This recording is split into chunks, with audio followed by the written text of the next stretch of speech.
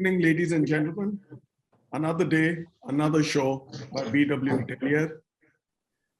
This is the 15th show of our newest series, the GM show. This is not just our first show for the Northeast, also perhaps the first industry show ever for the Northeast. The Northeast has been on my mind from getting there and doing a show with you all for the longest time. And my friend over here, Arindam, knows about it. I spoke to him many months ago. Dada, I'm going to do this show and I want to do it along with you. He said, Tum karo, mere ko batao, I'll be there. So here we are finally realizing our desire to do this show. Coming week, we begin the journey to closure of the series with our last 5 shows. After that, we head back to the north with 2 back-to-back shows, one for the absolute north and one special for Rajasthan before we head into Goa with 2 shows and then one last down south, and we draw curtains on the series till we come back next year.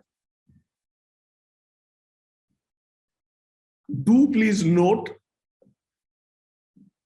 the coming 2 weeks, we will have 2 shows every week on Tuesday and Thursday. Unlike now, these shows have been every Thursday. The next 2 weeks, we will have shows every Tuesday and Thursday, and they will all be specials. So mark your time, mark your date on the calendar and be there. The topic for the show is rather interesting. Northeast, India's next big travel and tourism frontier, getting travelers in there. There is such a great opportunity sitting over there, which we shall soon discuss. Some of you may want to get in touch with our team at BW Hotelier. Do write to us on our social media. And if you can't for any reason, please email us at bwhotelier@businessworld.in. Let me repeat that again, bwhotelier@businessworld.in. Let me now begin by introducing our friends on the show. We have Nitin Pathak all the way from Guwahati. Nitin is the general manager of the Novotel in Guwahati. Welcome to the show, Nitin. We have Sanjeev Kumar. He's the hotel manager for the Courtyard by Marriott in Siliguri. Hi, Sanjeev. Welcome. Namaste, hello everyone. Yeah. We have Shashank Roy, who's the general manager of the Ramada by Wyndham in Gangtok. By the way, they are soon going to bring in a casino. We have Koushik Pandit. Yeah. We have Koushik Pandit, who's the general manager of the Lemon Tree in Gangtok. Hi, Koushik. We have Amit Mishra, who's the general manager of the Fern Hotel and Spa in Gangtok. Welcome, gentlemen. Namaste, everyone. Yeah. Permit me now to introduce my friend for a while, Arindam Kunar, who's going to moderate the show and anchor it along with me.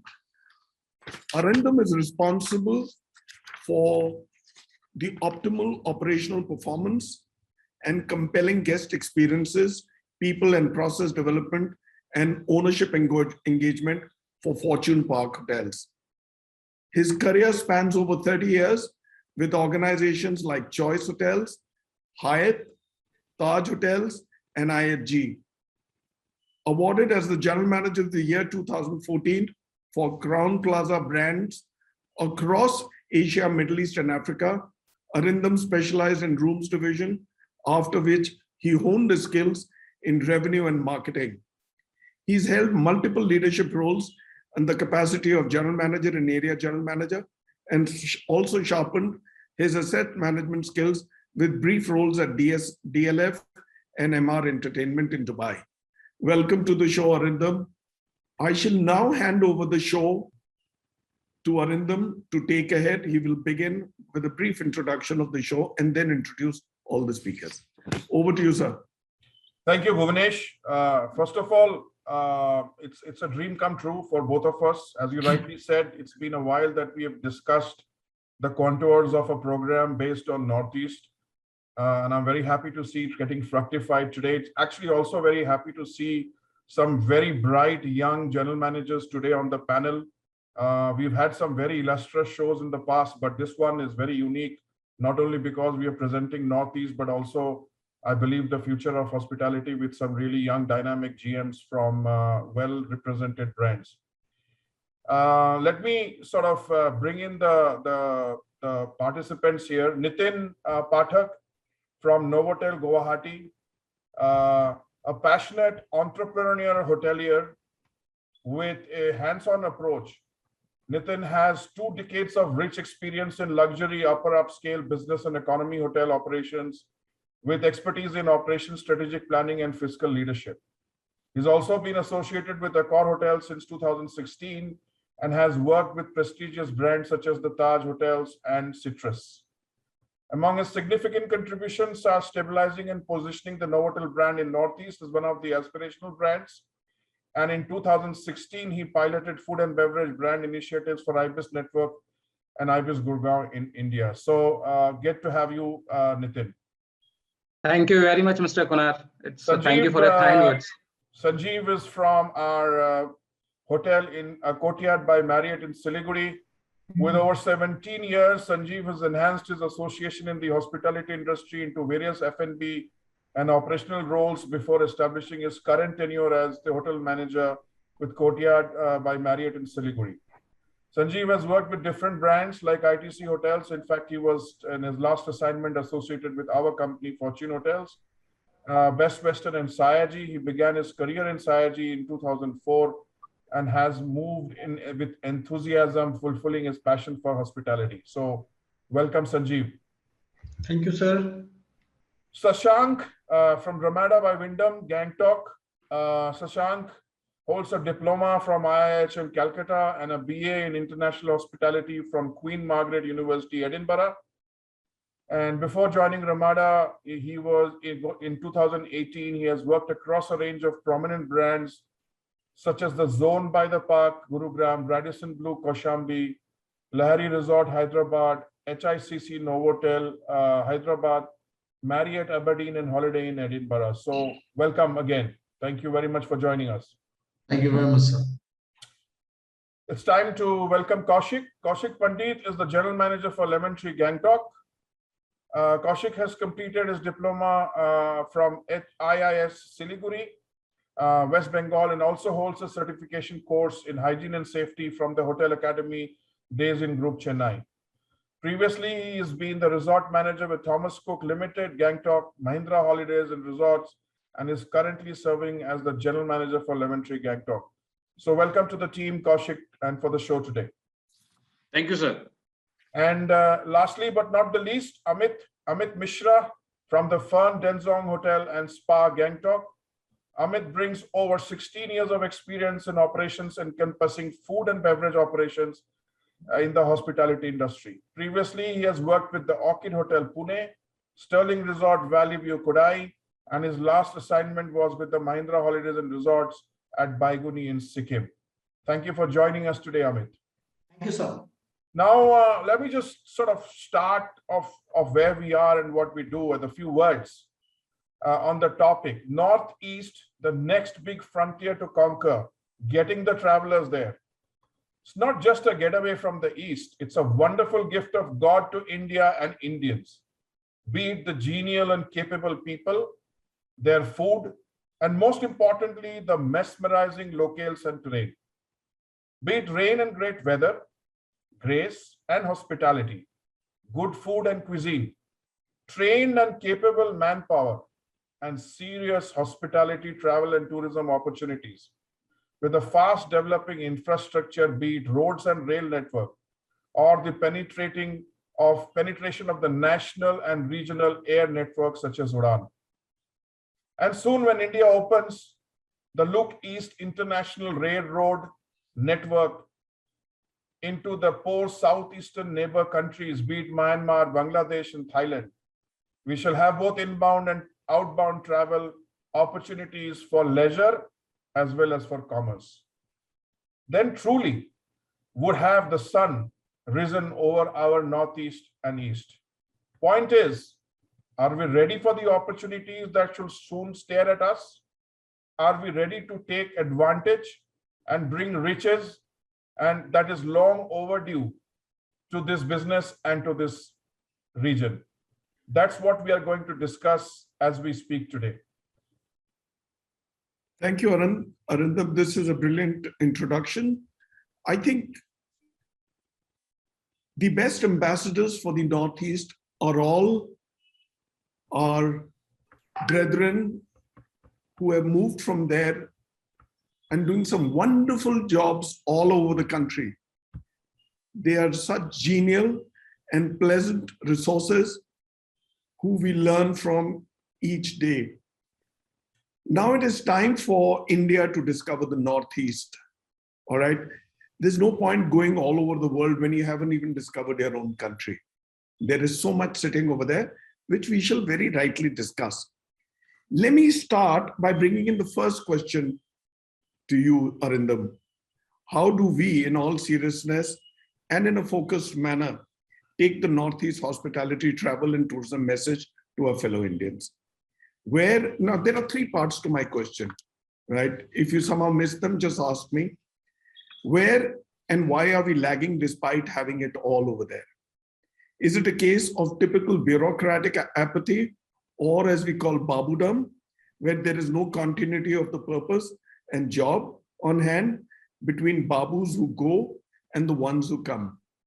Number three, is there a case for a powerful Northeastern Joint Tourism Board and Authority that has serious clout to push its cause and go for both the domestic and neighboring inbound tourism opportunities? So, Bhuvanesh, I think there is no doubt that there is much more headroom in the opportunities that exist in order to grow tourism in this entire belt. Famously called the Seven Sisters, but I think there is huge headroom. Having said that, there is some light at the end of the tunnel. I'm sure a lot of us know that the Ministry of Tourism launched a campaign to promote tourism in the Northeastern region in March 2021. They've also got a lot of investment from schemes such as the Swadesh Darshan and Prasad for site development, which is a very key and important element of developing tourism.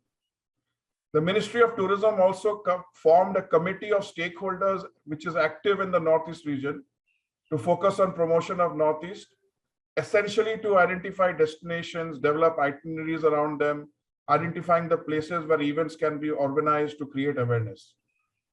The International Tourism Mart is an annual event, barring the couple of years that we have been affected with the COVID, but I think it's a great platform to develop tourism and promote tourism in the Northeast. I think a lot more could be done, but we've made some modest beginnings with Dekho Apna Desh campaign for Northeast. And as you rightly said, Udan is a very, very key element in the overall strategy for Northeast development.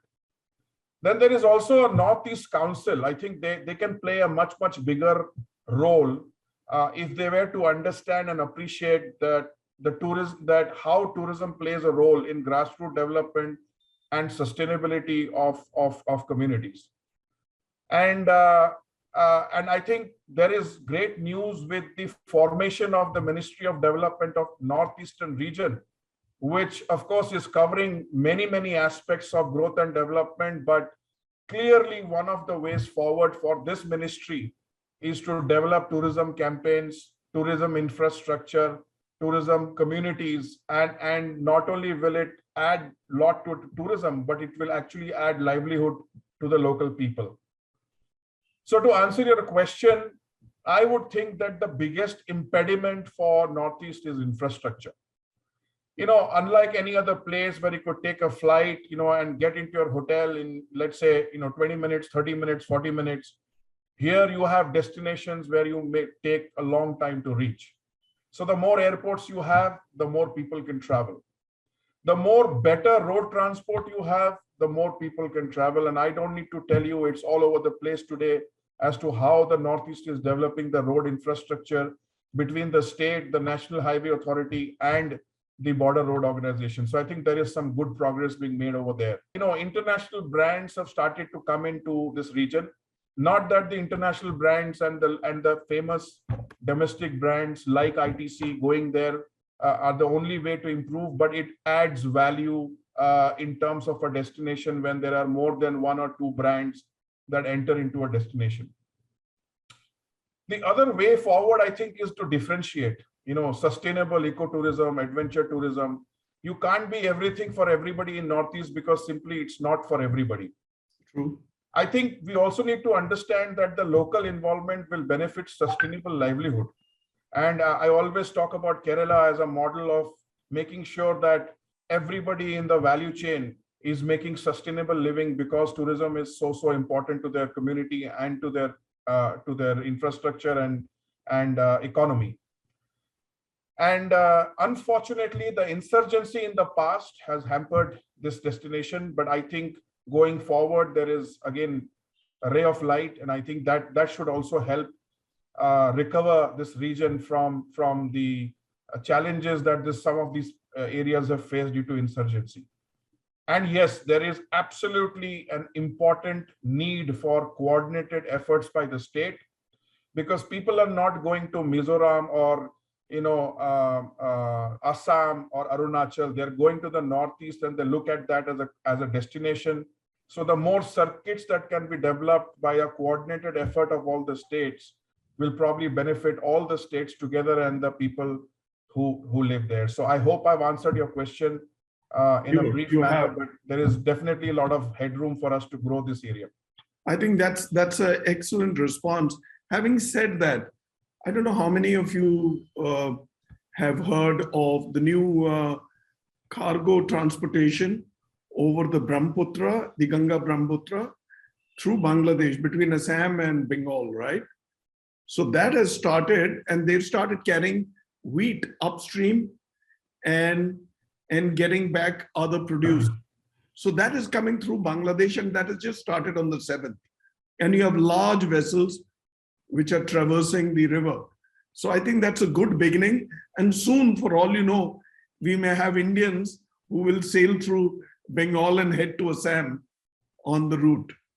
So thank you, Arindam. That's a great response. Why don't you take over from here? And yeah, sure. Yeah. Thank you, Bhuvanesh. This one goes to Nitin. Nitin, I want to know your view and opinion on infrastructure and connectivity, which is obviously so important for travel and tourism. And one of the biggest opportunity that is visibly clear for the Northeast is from the connectivity standpoint, as regional air connectivity, so-called UDAN, and how rail and road connectivity along with UDAN can make good for travel and tourism opportunities. And do you think that the air connectivity coupled with better rail connectivity and growing road infrastructure will drive more tourism into the Northeast? I think that answer is yes, but probably you can elaborate a lot more and your view and opinion on the travel, on the infrastructure with regards to air, road, and rail. Thank you very much, Mr. Kunar, and good evening, everyone. I absolutely agree what you are saying, Mr. Kunar. There is absolutely no denying the fact that infrastructure, which includes air, ground, port, and tourism services like hotels and cars and rental services, they play a very vital role in tourism and the tourism and travel competitiveness. Now, coming back to the infrastructure, I can easily say they are the arteries of the industry, of our industry. Coming back to the global air travel, or probably the air travel, it has changed and evolved drastically in the last decade. Thanks to the major development which is happening in the technologically front, the air travel is becoming more efficient and making distances much nearer or probably shorter than ever before. Meanwhile, the continued growth of low-cost air carriers also and their increased penetration into emerging markets has also made air travel much more accessible. Now coming back to your question on Udan, which is your Ude Desh Ka Aham Nagrik. This is a wonderful initiative which government has taken, and providing subsidies and subsidizing to the airlines and making the tickets and everything much cheaper to the normal people. I think this initiative will definitely connect all those smaller and regional places, and tourism will definitely grow because of this initiative. But till now, if I talk about more than 400 air routes and 65 airports are under RCS, which is Regional Connectivity Scheme, which is actually an Udan scheme. And in SAS is a lot of the subsidies which the government is passing on to the airlines. I think this is a great initiative in improving all those connectivities, improving the airports, investing a lot of money into the airport services. This is definitely going to improve the regional connectivity and the northeastern states, which are probably scattered into small times. I have seen in recent past wherein there is a lot of requirement for a niche segment, wherein people are asking for an example, a tea estate, a house, or probably a hotel kind of stuff at a tea house, but it's very difficult to reach there. So probably initiative from the government to have helipads or something of that sort, wherein we can create a hotel kind of a concept on the Aman hotels kind of, the Aman hotels, what they do is they create those sort of small hotels, which is out of the, out of the city, out of the world. And then the connectivity, the infrastructure can improve reaching out there. So that's what my take. I believe Udan is definitely one of those initiatives government has taken. And we are going definitely Northeast is probably one of those sectors which will be benefited by this initiative. Thank you very much. As I go along, I will also be Arindam, I also want to tell him that Manipur has just been connected by railways. Yeah, Manipur, yes, true, right. Bhuvanesh. Yeah. It's again an initiative. I mean, excellent. If Manipur has been connected by railways, there are a lot of small time festivals which are happening. The only thing is to strategic targeting, As I go along, I'll also give some trivias about Northeast. I don't know how many people know that Arunachal Pradesh is where the sun can be seen for the first time in India as it rises in the day.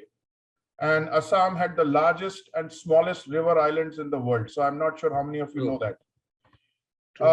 Over to Amit, Mishra, and Koushik, both of you, but you can take this question one at a time. While the regional niche brands are settled and succeeding here, the big domestic and international brands have barely started skimming the surface and are marking their presence only recently. Why is that? And how do you see things change for the better, or is it a case of basic demand and supply? And along with that, probably you can also touch upon the investment potential in Northeast with huge deep pockets of investors being locals. They go invest outside for the Northeast for better and assured return. How do we reverse the trend? So maybe Amit, you could stake it, and then we could then follow it up with Kaushik's feedback. Thank you, Mr. Kunar. Yes, we agree that regional brands like Summit Hotels, Polo Hotels, Sinclair's, they are doing pretty well in this area. But if we talk about the domestic or international brands, they have already taken their first step in the Northeast. Likewise, now we have Taj, Accor, Marriott's, Fern hotels, and lemon trees. And if we talk about the coming days, very soon we are expecting the ITCs higher than all in our Northeast region, basically. Why it is happening? Due to state and central government, they both are working for the infrastructure. Like you can say travel infrastructure, whether it is railway, airports, or road connectivity. Day by day, every month it is improving. Yeah. Right. Thank you so much. And second, if we talk about the investor parts, now the scenario is being changed. We are getting investors from other part of the country to Northeast. They have started putting their funds in order to get the more hotels. Actually, everybody already expressed that, yes, Northeastern region of India has immense resource potential to develop tourism. Especially Northeastern region because of its distance from mainland India, and tough terrain has not made matters easy either. But in spite of this remoteness and other associate difficulties, the government, both the center and the state levels, has already started its policy to extend priority to all around development of the region.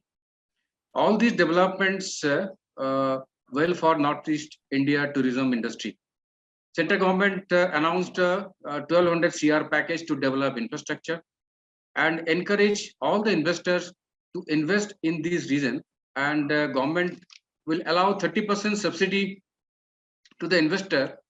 And big brand like Taj, ITC, they are already looking for a property and to tie up with the local owners, investor in the region. So, and the next question is for investment. Actually, investment related to the future potential, guest travels, and the growth. The massive development work has been going on in the Northeast. Infrastructure has been improved a lot. Road, rail, and air connectivity has also been improved. Government will connect capitals of all the 8 states by year. 7 of the 8 states capital will connect through rails, and network roads is already operational. Time has come to invest in the Northeast, empower the Northeast, give boost to the Northeast, and bring the Northeast into the nation's development. Government ensure that industries, that all the state governments will cooperate if they come into invest in the region. They are the opportunities in sectors like tourism, information and technology, agriculture, and organic foods, which the industries can explore the Northeast. The vision making India USD 5 trillion economy and global powerhouse by 24-25 will be successfully only when the entire Eastern region is developed at par with the rest of the country. Thank you, Koushik. You also have a very good oration skill. It looked like you are also at the same time pitching for the state government's investment plan as you spoke, which is nice. Right, I hope some investors are listening and they will be inspired by both Amit and your point of view on investments into Northeast. Time for another trivia. The centuries-old barter system can still be seen in practice at the Jonbil Mela in Assam. It's something that is pretty interesting. Now, Sanjeev, this question goes to you. Talent is not a problem and is in abundance and a sitting advantage for Northeast. Northeast is a net supplier of the richest talent to the rest of India. And once the economy jumpstarts, the least of the worry would be trained manpower. That's what I believe. What is your view? Or will the ones trained and settled outside not come back? Thank you, Mr. Kunar. I completely agree with you. This Northeast region has got a very rich talent pool, and it doesn't only supply to rest of the part of India, of course, spread over the world. So once the business will come back and development will be on the pace, the least worry will be the talent availability in this region. So we are fortunate being in this region in terms of talent. But at the same time, I will also alarm that because of the unwanted pandemic we have witnessed the talent move or attrition towards other sector also, which we need to be watchful, and definitely it is the responsibility of all of us to gain back their confidence in the industry, to bring them back in our own industry. And it is quite possible everybody is working towards it. So we have to be very focused towards their career development and educational support to them, which will bring the confidence back for them to come back here.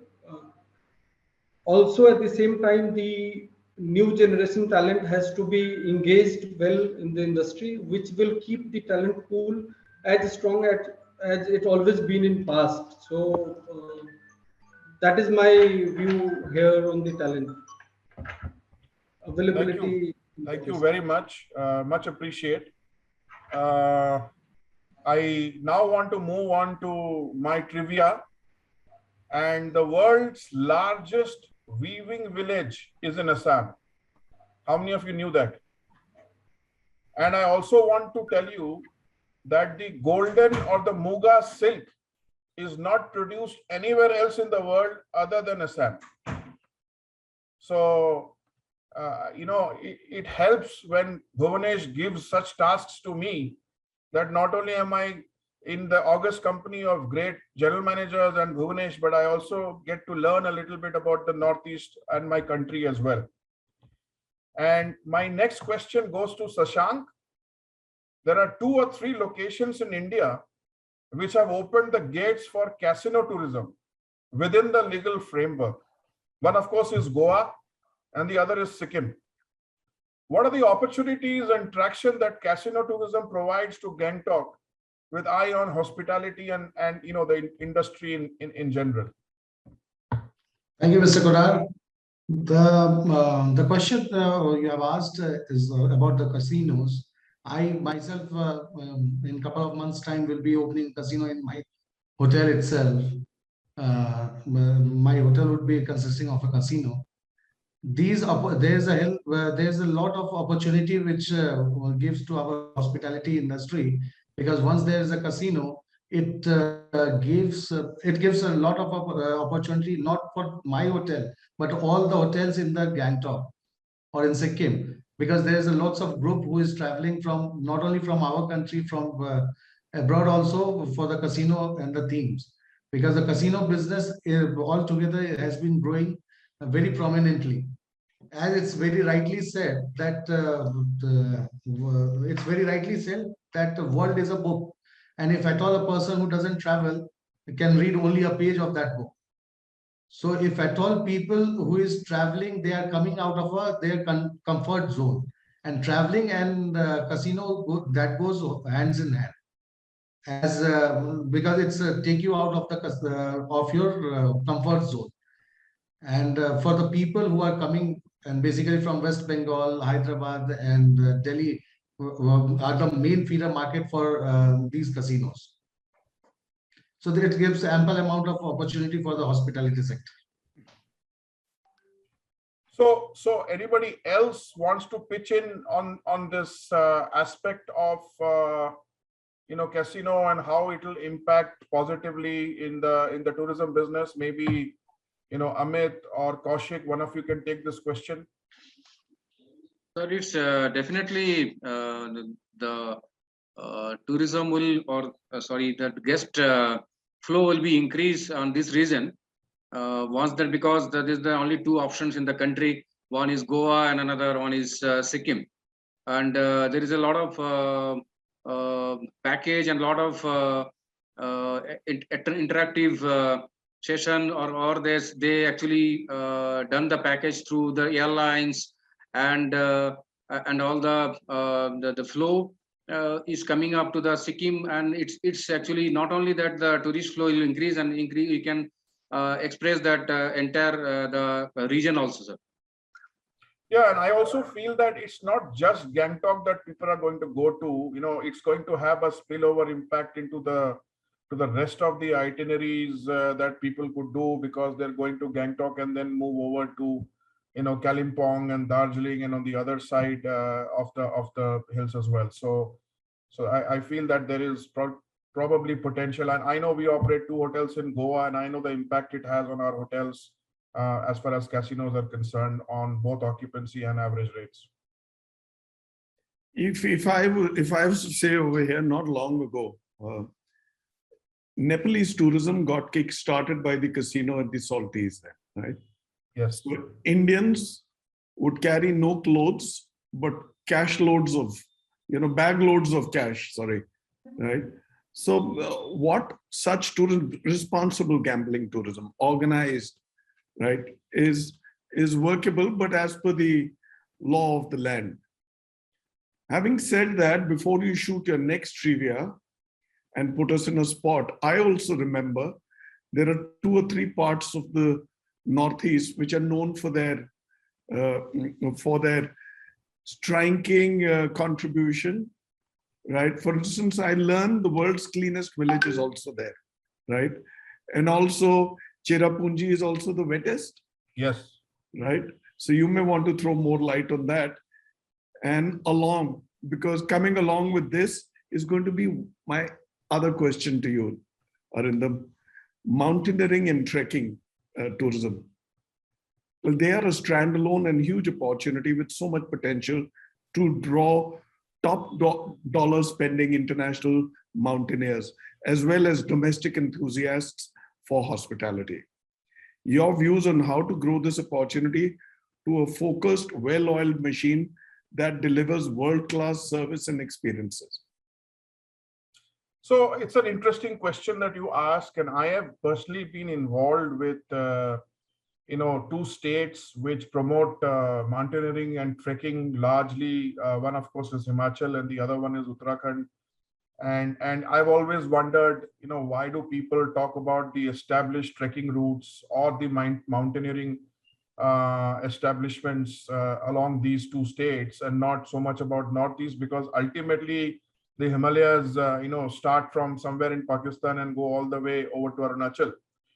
And I think one of the reasons that it has not taken off is probably the restrictions that these states have had over the years. And you well as may know that the main trekking stroke mountaineering opportunities are actually in Arunachal Pradesh and to some extent in the Darjeeling and that belt.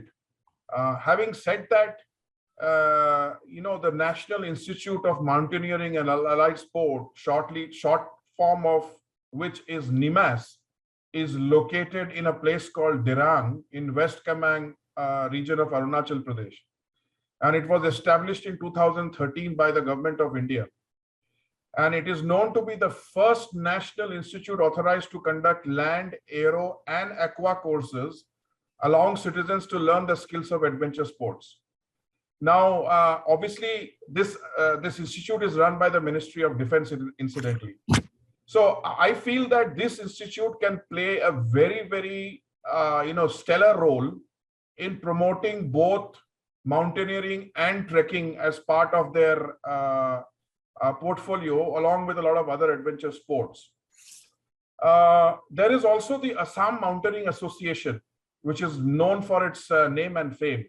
And one of the ways that it can, this whole belt can grow from a trekking and mountaineering perspective is to do tie-ups with all the mountaineering associations around the country. And I know of a mountaineering association in Bangalore. There is a very strong mountaineering association in Calcutta or Kolkata as it's known now, and so on and so forth. So I think there is, and also there is a huge opportunity for cross-pollination of treks and mountaineering between the Uttarakhand, Himachal belt and the Northeast belt. Ultimately, there are agencies, agents who are conducting these treks and mountaineering in one side of the Himalayas, and it is easily possible to do the other. I think trekking is probably where there is a huge amount of potential in the Northeast, considering that most of the states are hilly. Remoteness and political instability probably has played a role in not having it developed from serious trekking infrastructure, but now things are changing. So if you look at some of the established treks, like the Seven Lakes Trek in Arunachal, the Bailey Trail Trek in Arunachal, the Mechuka Lake Trek in Arunachal, I mean, some of the best treks in the world are in Arunachal, followed by some in Nagaland, like the Zoku Valley or the Japfu Peak. So there is all these opportunities there. Eventually, somebody will need to get together, do some packaging, take it across the world. The Government of India tourism officers can probably play a very important role in getting international tourists, trekkers and serious mountaineers to this part. But eventually, if we are getting it in one part of the country, there is no reason we can't get it on the other side. So that's what I would probably, sort of argue, that there is opportunity. It's only waiting to be exploited. That's well said. But my worry is that most such groups which travel for trekking and mountaineering, they usually travel together in groups, and they may not stay at branded hotels per se, So they may stay in lodges, they may go elsewhere. Yes, they create travel and tourism opportunities, but how do we create an opportunity for our industry, for the hospitality industry, for the branded hotels? Bhuvanesh, I don't think we should be so focused, to be honest with you, on the branded hotels, because I believe that, boutique, unbranded hotels also play an important part and role in this space. And if you look at international, trekking and mountaineering, whether it's the Alps or whether it's the Andes, if you look at even India, within India, there are some really great opportunities of, base camps where you have some really wonderful, tented accommodations.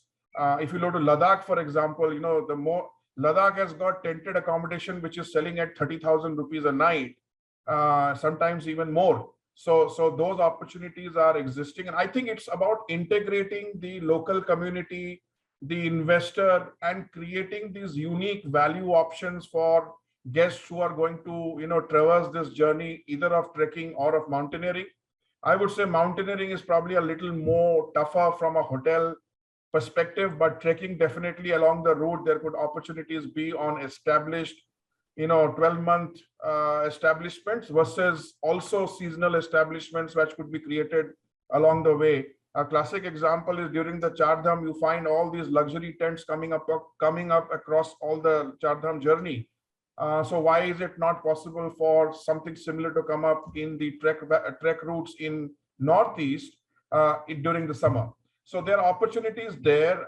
And again, I go back to sustainable development. I go back to local community involvement.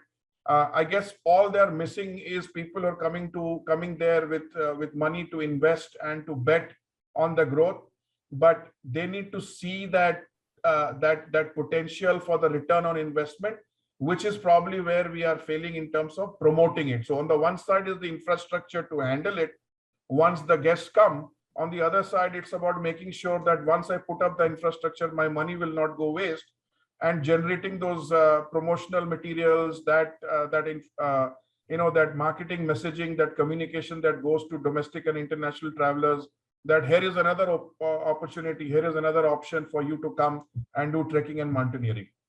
I think that's a very important response, very valuable. I mean, this will stay over here for all those who want to, hear what this opportunity has to offer to our industry. Yes, you're right. I also remember, because in my days, I was part of these groups, but yes, then those facilities that exist now weren't the same. But I shall now let you take over and get back to your next question. Yeah, thank you so much. And my next question goes to Nitin Pathak. There's a case for creating travel and tourism opportunities via different circuits. For example, wildlife circuit. We talked about, trekking circuits. Let us not bother about the revenue. They will come automatically. Let us first create unique and world-class opportunities which are sitting and waiting to be tapped. The Northeast obviously has an abundance that is waiting for a package to happen. 7 of the 10 best wildlife sanctuaries are located there. How do we make most of this huge opportunity? What's your view, Nitin? Mr. Kunar, there is definitely a great opportunity along creating a tourism kind of a circuit. We have seen a lot of circuits, a lot of tourism circuits which have been built around. For an example, if I say Golden Triangle, which is not a national but an international famous circuit, tourism circuit, which includes Agra, Jaipur, and Delhi. Desert circuits have been created, backwater circuits have been created. When I talk about wildlife circuits, I think only Pench, Bandhavgarh, and Kanha, these are the only areas which includes those wildlife circuits. While you talk about Northeast, I mean, it's amazing to see wherein 10 out of 7, wildlife sanctuaries across the East are there in Assam. And we do not have a proper, if I can say that, a proper wide circuit, a tourism circuit wherein we can have all the wildlife sanctuaries included, a tour of probably 3 to 7 days, or probably more than that, which can cover Povitara, which is absolutely near to Guwahati, hardly 40 kilometers away from Guwahati. And then there are bird sanctuaries also. Now, to make most out of this opportunity, what I suggest, government, the idea of having a joint tourism board of these 7 sisters might be of great help, wherein they can help in developing the infrastructure, they can help in announcing a couple of more bird sanctuaries, and then taking the local community also towards this goal and creating, a tourism circuit wherein we can market it strategically to the target market, and then, providing all those facilities which generally a circuit requires. And I am 100% sure with the potential. I mean, I can always, I've been always optimistic in saying that Northeast definitely has that kind of a potential wherein we can target the international clientele as well. One horn rhinoceros at Kaziranga. So there is a lot of opportunities. If I want to talk about bird sanctuary also, I mean, after very stable socio-political conditions in Assam and nearby states, I believe that is one of those areas in creating a tourism circuit which is built around these wildlife sanctuaries will definitely going to help in future. Back to my trivias. I in fact was quite surprised to discover that the world's only mothers run market is in Manipur, and the safe haven for the one-horned rhinos is in Assam. So that's those are two quite interesting trivias that I discovered. And having discovered them, my next question is to Sanjeev. Loads of countries only survive on travel and tourism, Thailand being one, Sri Lanka being one, there are some island nations like Maldives and Mauritius. So Northeast has more than that, with opportunities for hospitality, travel and tourism. So what do you think are the opportunities for tea or ecotourism or circuits like that? There is an immense opportunity in this region of Northeast. In India, we have 3 regions which produce tea. Out of 3, 2 regions falls in Northeast. So Darjeeling and Assam are the 2 regions. The tea is known at the world's level for the one of the finest tea. But as with the evolving culture now, it is not only restricted towards the savior the tea of these regions. It has got into a tea tourism and ecotourism as well. If we will talk about the tea tourism in this particular area, it has evolved in the last couple of years and doing well. People are liking and they are preferring to come for tea tourism in this area. Still, we have a lot of scope to enhance it better day by day by adding up different culture into it. Like we can add up tea safaris, the local tea customs can be added into it. We can add the local tea tribals, festivals and cultures into the package itself, which will make it more interesting for the people to take it further. If we'll talk about ecotourism, Sikkim is the only state which has been announced as a 100% organic state. And in Sikkim, the fertilizers and pesticides are banned for sale and usage. So there are about 66,000 families which have been part of it and they are being benefited out of it. So entire Sikkim is organic food producer today, and it is not being highlighted and bundled in the package of the tourism today. So in my opinion, through the public-private partnership, the tea and ecotourism should be included in the mainstream tour packages, and it could be focused more to come as a mainstream as good as any other tour packages are being offered across. So it has a huge potential in this part, and it should be appreciated well in case we are able to focus and market it well. Thank you, Sanjeev. And over to some more trivia. I'm not sure how many of you know, but there is a ghost of a soldier who guards the border for us in Sikkim. And Tripura is the home to the only floating palace in Northeast. And I would leave it to other people to know what the name of that palace is. If anybody knows here, you can talk. Okay. I will let the viewers discover that while we go on to the next question. For why don't you say the name? It's a place called Neer Mahal. Oh, And you know, it's just unbelievable because there is a land port that was opened recently in Tripura, which is connecting the river of Tripura into Bangladesh, from where the government of India is connecting cargo that will come to Haldia, and they are building a separate connectivity from India to the northeast rather than depending on the chicken neck. So the place where the land dry port is actually very close to this Neer Mahal. this is our show coming Tuesday. This is our 16th episode, which I spoke about when I introduced the show. This is going to be in the north. It's about leisure, blending business and leisure. A big opportunity beckons us, right? So this is a great new show which is coming. We shall have Ramandeep Marva of the JW Marriott.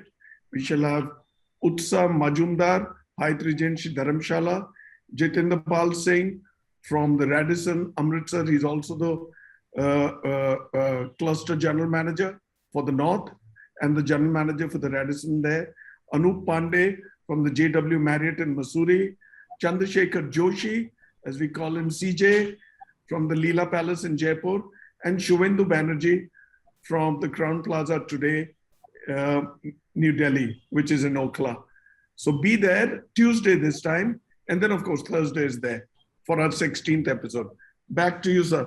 So, as I said, the next question is for Shashank.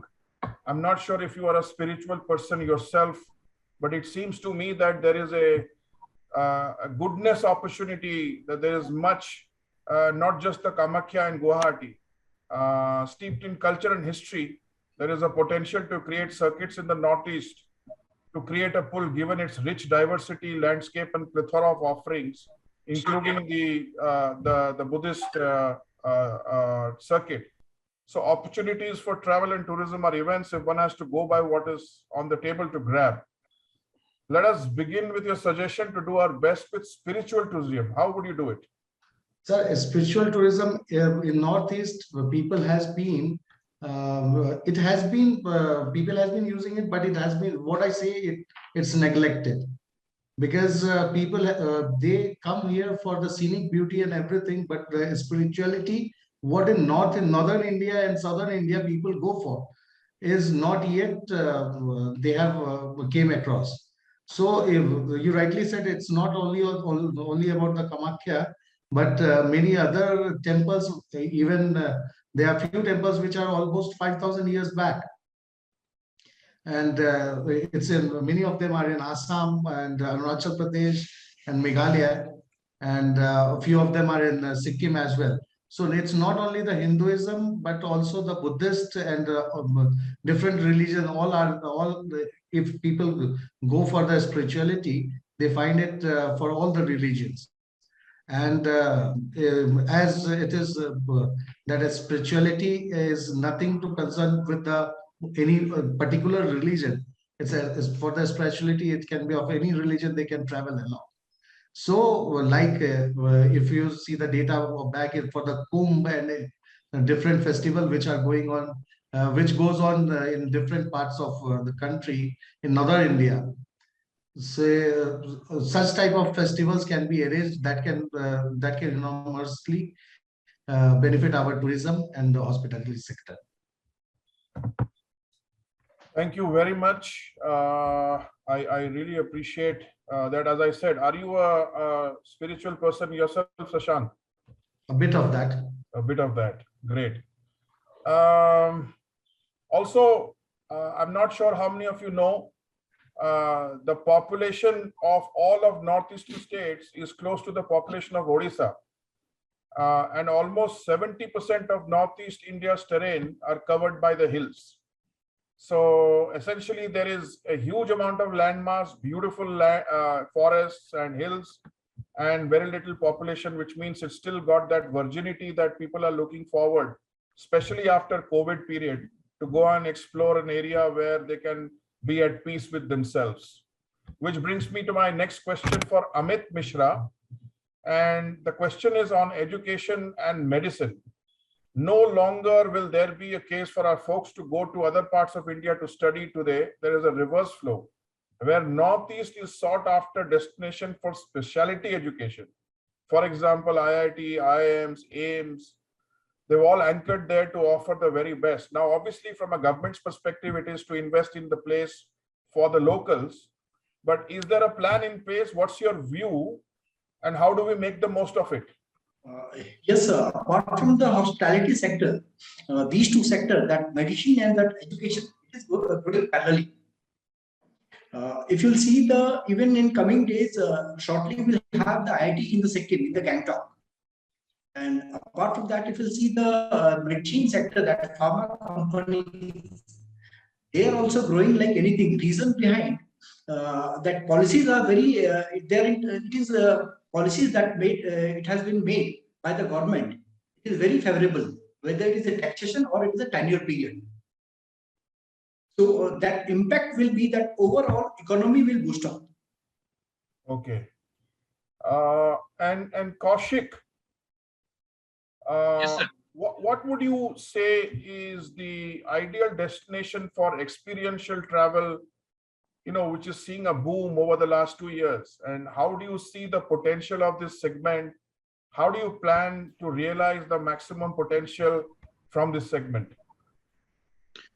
During this discussion, everyone, you also said several times the places, many places actually, those even we also don't know. So even Northeast India is famous for many things like the only floating national park in the world, the rainiest place in the world, the cleanliest village in Asia, the largest women's only market in Asia. So the fast organic state in the world. So these are all actually, even many of us also don't know. So even Northeast India also home to many wildlife sanctuaries like Kaziranga National Park, famous for the one-horned rhinos, Manas National Park, then Kanchenjunga in Sikkim, then Namdappa in Arunachal Pradesh. So these are all many places like which the rest of the country's travelers need to travel and explore. So overall, it's like that. It's need to better management to guide, facilitate, and coordinate the process so that tourism venture can sustain in local socio and economic situation and contribute meaningfully the areas concerned, which will help the emerge and organized tourism sector in the region, capable of giving the fruit of tourism to the tourist as well as the locals.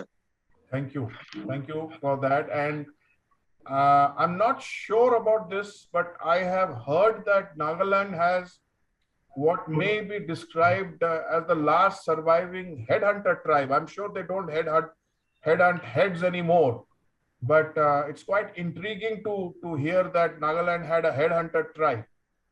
And the other thing that is quite intriguing is also that apparently Nagaland holds the record of the world's largest electric guitar ensemble. So obviously this is a place to go for people who love music. So is there a case for the hospitality industry to go over to the headhunter for their talent? This is a different kind of headhunting from what I believe, Bhuvanesh. Yeah, but there's always a business case for new ideas. Yeah. So let me shoot this one last one at you. We've obviously spoken about music a few times, and if there is Northeast, there is Sachinda Burman, Rahul Dev Burman, there's Papon, there's Bhupen Hazarika, there's the Shillong Orchestra. So there's so much of music sitting over there, right? Tell me, is there a case for a music tour which is fixed to the annual Northeastern calendar, which can create fixed time opportunities, that this starts on a circuit now, right? The Northeast is obviously naturally gifted with its rather generous contribution to the field of music, be it local, Hindi, Western, or classical choirs, and they're world famous and have their own legion of followers. Can we, like I said, create a fixed circuit where people can flock to the Northeast, plan their trips, book the holidays in hotels, and also give us an opportunity to create some much wanted revenue? What are your views, Arindam? So, I am a music lover, and I visit every year the Mahindra Blues Festival in Mumbai. And, when you ask me this question, my mind wavers to what is the reason of the success for the Blues Festival in Mumbai every year. As far as Northeast is concerned, I think I'll break it down into three parts, Bhuvanesh. I think first is that the government, there has to be money behind the development of a music festival or any cultural festival for that matter. And, people will invest money from an advertising bang for the buck where they see that their brand is visible. They get a return on the investment in terms of eyeballs, in terms of footfalls, and so on and so forth. So one of the key elements of creating a long-running cultural music festival is to ensure that you have people backing it up. And quite frankly, today, if you look at some of the big brands, they are very, very keen to back such kind of events. Case in point again is the Mahindra Blues Festival, which is sponsored by Mahindra. The other part is, I think, we need to decide that there are three areas where Northeast could focus. One is what would be called as the traditional stroke Indian kind of music. There are people who are, as you mentioned, very famous ragas and Indian classical, and quite honestly, there's a lot of indigenous music from Northeast, which are making sound waves, if you like calling it, which could be a niche product that could be developed. On the other side is, of course, the Western music, rock music. Shillong is known as the rock theater of India. So there is that element which is probably ingrained in the genetics of Northeastern people from a music perspective. And the third element is what I would call as cultural festival, which is all encompassing from a perspective of not just music, but bring the whole culture alive. It's not that it's not been tried. I think the Hornbill Festival in Nagaland is quite well known. The Zero Music Festival in Arunachal Pradesh is also quite a well-known event. NH7 Weekender in Meghalaya, I think, did very well for a while. The Shillong Autumn Festival in Meghalaya, again, the Brahmaputra Beach Festival, the Woodstock Assam Festival, which is probably sort of, it reminds you of the Woodstock Festival, so to speak. But it's not that it's not happened. Two areas that we need to focus on. One is, to get enough eyeballs, enough investment, you need enough footfalls. And to have enough footfalls, you need the infrastructure around the location of the event, which means you need enough hotels, you need enough food and beverage, you need enough transportation, you need enough seats on aircrafts to fly in and out. And so if you have 2 or 3 flights a day, that's, at an average of 168 seats in an aircraft is the number of people you can fly in and out. So that's one challenge we need to sort of figure out. And the way to handle that challenge is to do a circuitry where people can do pre and post this event, so that everybody doesn't need to arrive and get out on the same day, but do pre and post and expand that length of stay, and therefore invest more in the destination rather than only for the music festival. I think the other is to do what I call as combined music festivals. If I love rock music, I don't want to go and just go all the way to Northeast and do one rock festival and come back.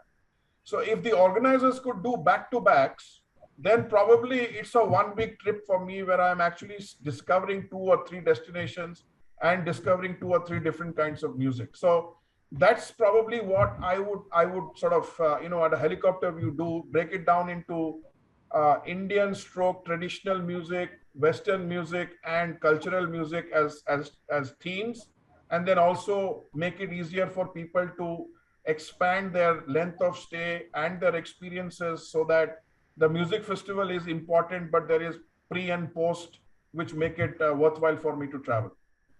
So very well said. Thank you for such an excellent response. The Northeast, like I said, has been one of the biggest exporters of talent, right? Talent be in the local people who are over there or the artists. We haven't spoken about the tribes as yet. We've read about the Khasi tribes in our education, right? And the Northeast has more than a handful. They are in abundance over there. So there is a case to bring in the children, be impressionable over there. So this is a great opportunity for the Northeast. I'm sure we'll come back. We'll lean on you, Arindam, again. Let us do a special on the Northeast soon. Come back over there. And hopefully there'll be more general managers next time. And we'll be able to present a better case. And also, we must also remember, our current Minister of Tourism is also the Minister for the Northeast, right? So there is the government, the current regime, the current government is actually thinking of the Northeast. Now let us see them peg their investments over there to take it to the next level. I think, do you have any more trivias to shoot before we close? No, I just want to thank Chandrima, who's responded correctly. Yes, she on did. the question. So She did. At least one person was listening to my trivias, which makes my day. She did. She did. She has. I was reading, but by then we'd I'd already asked you about Neer Mahal. But brilliant, So we have, how thick is the chicken neck, Arindam? 21 kilometers. I am very tempted to give you an answer, knowing most people wouldn't know, but I would be caught lying live on camera. So I don't know. I think it's 21 kilometers. So that is the kind of corridor that we have, which links the Northeast to the rest of India. Of course, air connectivity is there, but then not very easy, but doable. Thank you, gentlemen. I think let us all put our hands together for Arindam for some brilliant moderation. For everybody. For everybody. No, पहले आपके लिए फिर बाकियों के लिए, तब मैं और आप बजाएंगे. Right? So great moderation, 10 on 10. You've actually made the session very lively. Thank you. Thank you for being there, Arindam, and thank you for your time. Gentlemen, it's been a pleasure hosting you, right? Sanjeev, Nitin, Koushik, Shashank, Amit. We shall miss Vikas because Vikas could not join today because Vikas is the area manager for the Northeast for Radisson. The finance minister has landed there today. So he's had to be with her. So we shall miss him, but maybe next time we are coming back soon. Thank you for being there. Keep looking out for what we do at BW Hotelier and wish us luck